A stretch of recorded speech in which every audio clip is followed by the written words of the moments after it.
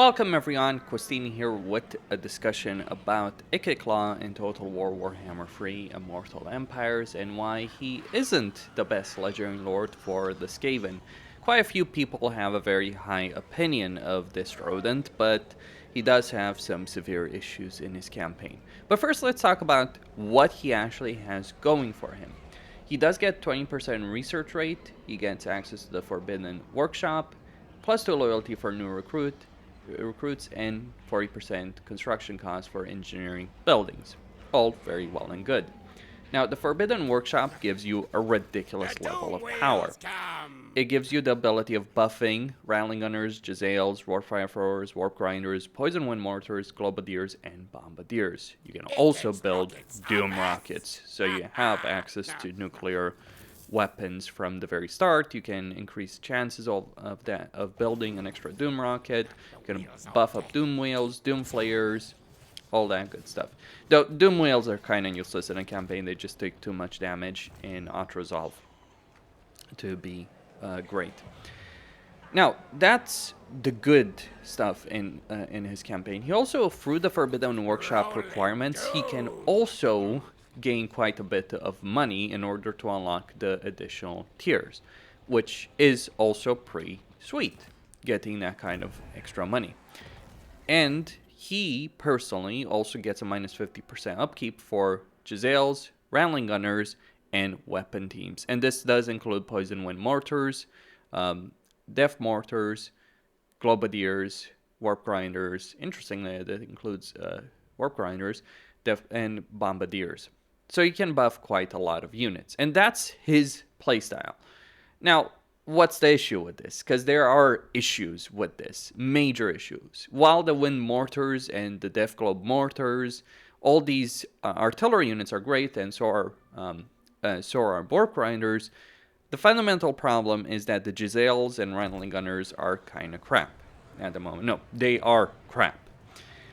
See, if you can get them to fire continuously, especially in the case of Rattling Gunners, upgraded Rattling Gunners for the workshop, and Jezzails, firing at the enemy will decimate the enemy in a battle. That's all well and good.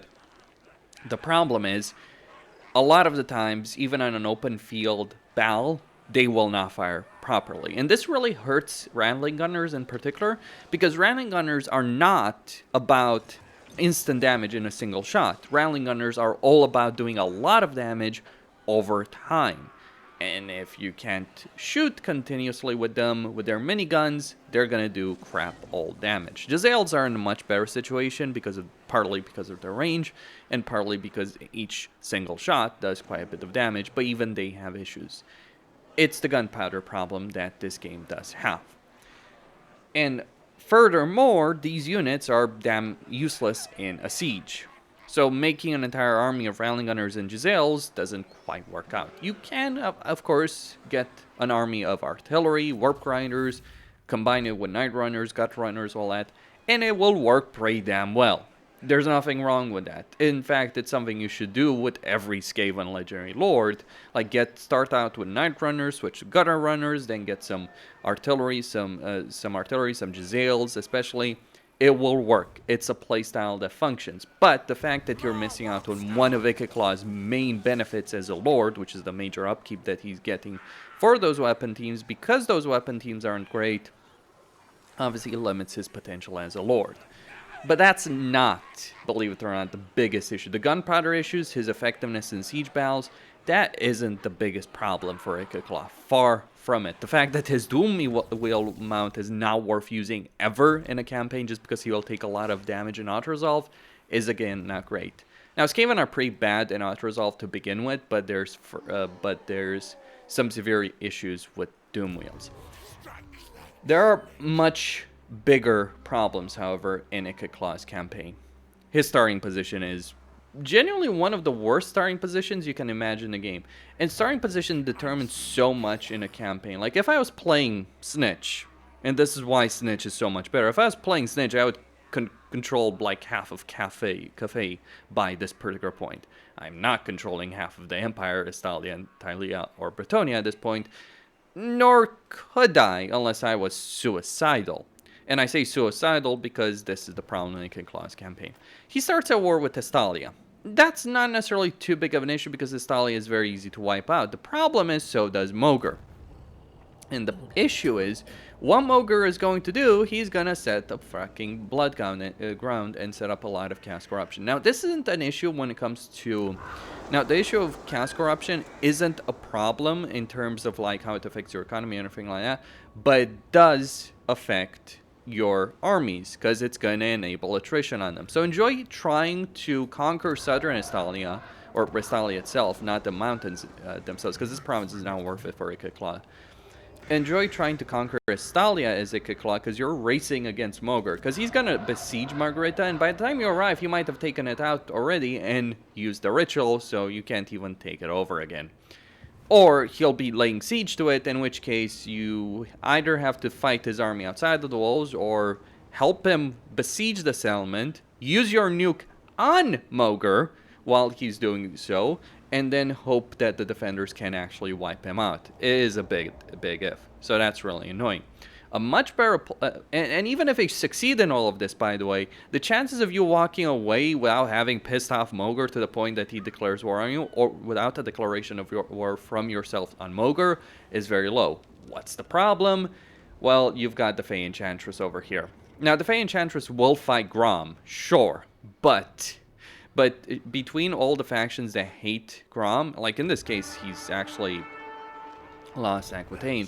Between all the factions that hate Grom, he's not going to win the situation. So if you're playing Ikit Claw, you're going to have to fight the Fey Enchantress. It is a similar issue that the Fey Enchantress has in her campaigns, but at least the Fey Enchantress doesn't have a miserable start. You do have a miserable start, and it doesn't get much better from there onwards.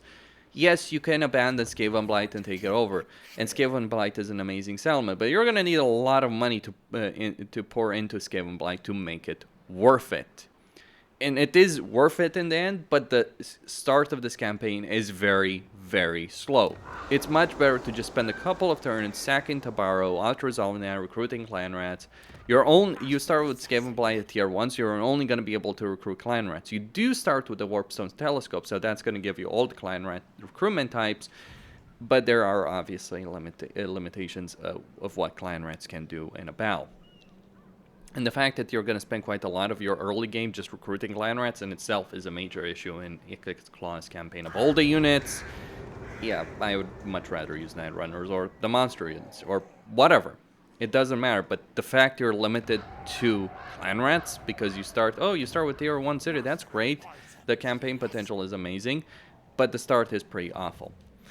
So sacking the settlement and then sailing over here to Tylea. You have a couple of choices of how you deal with Tylea. You can either wipe Arnessa as she's trying to besiege the city, or after she's taken it, depends on the timing of it. Or you can take it over yourself and sell it to Arnessa so she can keep back the hordes of Belegar over here. Now here I'm launching a lovely sneaky attack on Belegar's capital, but there are severe issues over here. Now, assuming you do that, congratulations. Let's assume you take over Tylea, wipe out Arnessa, which you absolutely can do. Congratulations, you've wiped out one of the few factions that can actually help you in your campaign, because everyone else, including Mogr around you, hates you. The reason this is such an awful starting position is like all of Athaloran wants to wipe you out, Belegar wants to wipe you out, Gelt wants to wipe you out. Yes, I've enabled the plague over here on Gelt just to screw him over, but it's not really going to do as much damage as I would like. All of Bretonnia wants to wipe you out. Your only allies in this campaign, potentially, and I say potentially because they're certainly not great allies, are Mogr, Arnessa, and Grom. Now, Grom is a powerhouse of Legendary Lord when you play him. When controlled by the AI, however, he's pretty bad, so you actually will have to hate him a lot. What you can do, one great campaign plan would either be to take Tylea yourself and Sartosa, or take Tylea and take the Tylean capital and sell it to Arnessa. You'll be back for it, don't worry. And then go back to Skaven Blight and get a bunch of Night Runners, get the full stack, and sail over here to the islands and lands of Sassans and wipe out Arkand and wipe out Rapans, the dwarves, etc. But all of this, what it really adds up to is your campaigns is very, very slow. Now, if you're fine playing a campaign that slow, that's great. But the reason this doesn't work so well is it doesn't matter how strong you are as a Legendary Lord. If you're surrounded by powerful enemies and you're giving them all the time in the world to build up, guess what? They're gonna do stuff like this, where you end up having 4 fucking armies besieging one of your settlements, threatening to wipe you out. Now, I don't actually have the luxury of sending Ikit Claw here back to North, and even if I did, he probably wouldn't win against that insanity. All I can hope is that I can peel off one of Belegar's army with a secondary army over here in the campaign with Regiments Renowned, while Skaven Blight holds because the garrison and the units I'm going to recruit in it. But it is a pretty big if. I actually had the secondary army over here, but Volkmar showed up and wiped it out, unfortunately. So the start is slow, very slow, and once, now don't get me wrong, once you get the Land of Assassins, once you deal with the coast of Araby, once you take the Atalan Mountains, once you deal with Volkmar, and you somehow contain Belegar, or let's say you make you deal with Sartosa, and you hope that they hold Belegar in check, they will fail, to be clear on this, in the long term. Once you deal with all of that, yeah, you are strong. But even then, you're still going to have the siege issue with Ikit Claw's army, and you're just going to play like Night Runners and Gutter Runners to win there. It works. It works very, very well, don't get me wrong. Or you could just get a bunch of Warp Grinders and Flamethrowers if you want to. Sure, that would work. But it is a pretty awful start that really diminishes him as a Legendary Lord. It's not as bad as Fraught. Fraught doesn't have the same kind of enemy power, but Fraught has to deal with just how awful Kislev is. But both Fraught and Ikit Claw share the same issue in that their campaign start is very slow. But if you manage to overcome that, and it's not about difficulty here to be very clear, it's just how frustrating and slow it is. That's the problem. It's like, if you're playing Ikit Claw, you gotta accept the fact that your campaign start is gonna be 10 turns after virtually everyone else. 10 turns is a lot. I understand if you're used to playing if you're watching this and you're used to playing a campaign slower, if your campaign potential is only achieved by like turn 60, I get it.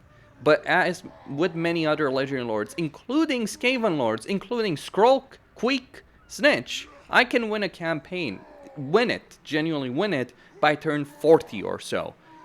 You're not able to do that as Ikit Claw. That's the problem. And yes, Skrulk and Queek have a much better campaign situation because while they're weaker Legendary Lords in terms of action effects, and certainly they don't have nuclear weapons in their campaign, for Skrulk the situation is much easier. He just wipes out the Southern Sentinels. He's always taking turrets. This is the key element. A campaign isn't good if you're constantly wasting time in it. A Legendary Lord isn't great if you're constantly having to waste time with them doing fuck all. Unless you're talking about the Wood Elves, where that works out. But even the Wood Elves want to conquer a lot of territory to sack it, raise it, etc. Like as Skrulk, you can take over pretty much all of Lustria by turn 40. Compare that to poor Ikit Claw, who is going to have to waste those 40 turns dealing with, well, the entirety of Lorem breathing down his neck. It's not like you can't defeat Belegar. If you played it correctly, you could, but the issue is, even if you defeat Belegar, and that's a pretty damn big if, even if you defeat Belegar early on, guess who's going to show up? Durfu and Orion are going to show up. Enjoy dealing with Durfu and Orion, especially Durfu. Like, I dread dealing with Draka. Durfu is just slightly weaker than she is, but still pretty damn potent. And hell, Gelt shows up. And that's the problem. Like, Skrull can take over a lot of Lustria fairly quickly. Yes, dealing with Gorak is no vacation, but at least you can expand quickly. You can take settlements quickly that are not so miserable to defend. The biggest problem might actually be Axiotl crossing the ocean, but you do have Skaven factions that you can work with in a campaign.